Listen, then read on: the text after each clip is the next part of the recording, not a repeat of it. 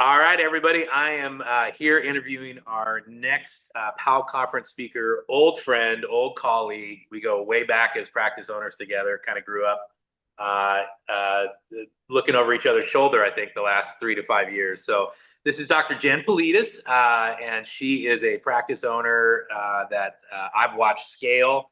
And she's probably one of the best that I've seen at figuring out internal inefficiencies and getting those ironed out and all that. So Jen, welcome. We're excited to have you at PAL Conference. Tell us really quickly about you, your practice. What are you a doctor of? What do you specialize in? All that kind of stuff.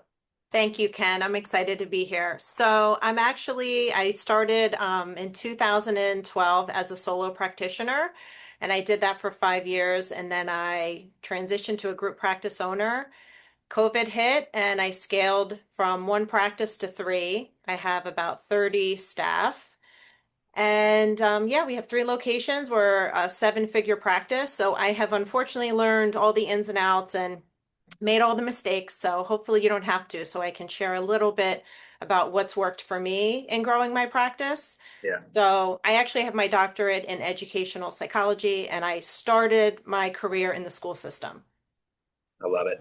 And while I won't get into the numbers, I will say Jen has done a great job of building a seven-figure practice that is also financially efficient, aka Mhm. profitable. I think there's a lot of people that have seven-figure practices but eight-figure budgets. It feels like, and I think you've always had an admirable balance between taking care of your clinicians and all that, and taking care of yourself.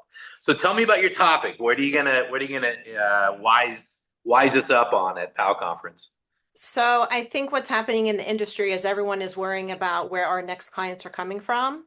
Yeah. And I want people to almost like take a pause and just look internally first. We can, of course, spend time and money and ads trying to find the next client and bring them in. But I think before you do that and before you panic of where the industry is going, take a second and look through your existing client database, look through old clients. You can get a lot of metrics there of why clients left. You can figure out a way to, really reactivate old clients. And I think that's really my push for this is really like life cycle management of Mhm. your practice. I love it. Well, and it's the idea of clients for life, right? Yeah. Even that. Absolutely. Clients come back to you, and we see that all the time. And the longer you're in practice, the more you see it. Yep. And not having a mechanism to capture that, right? Not having Right. automations, workflows in place. I mean, it's low hanging fruit. Yeah, I'll tell you, we've got this marketing for therapists group, and that's our fastest growing group. And funny part is everybody's coming into that group saying, should I do SEO? Should I do a Google Ads campaign? And they're talking huge numbers like, Yeah. should I drop 25 grand on this? And think we circle back to that truth that the easiest client to find is the one that you already have. So, Right. so how successful are these reactivation campaigns? I mean, I think a lot of us as clinicians also wonder, like, do they go away because they hate me? Was I a bad clinician? Do they hate our practice? I think there's some nervousness even. Yeah.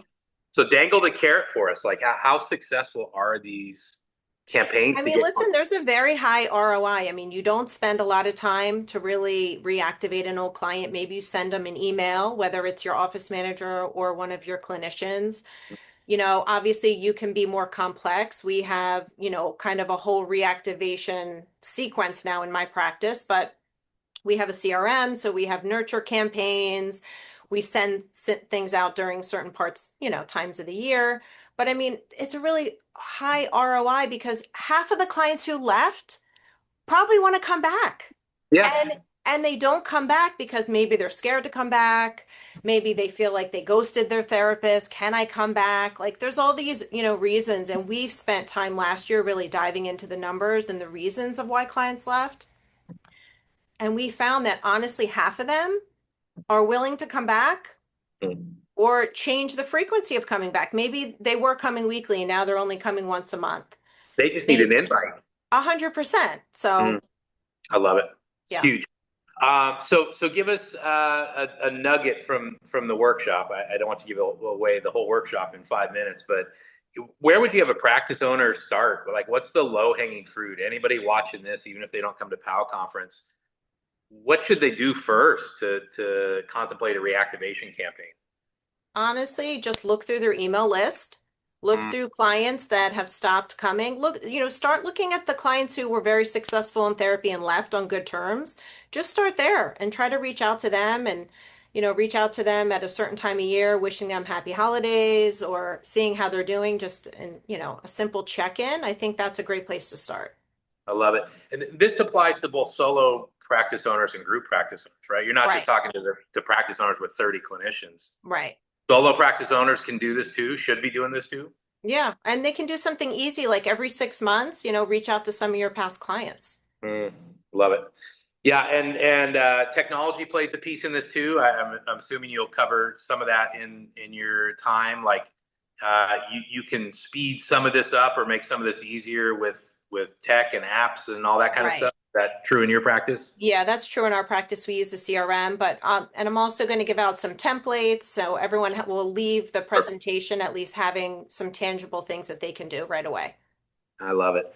Well, we're super excited to have you. I've admired you up close and at a distance all these years. Super fun. I may be a coach, but I feel like I steal as much from you as I do from anybody. So really excited to have you at PAL Conference. We'll see you in a couple weeks, and I'll be sitting in on your workshop personally. I'm excited to hear it. Thank you.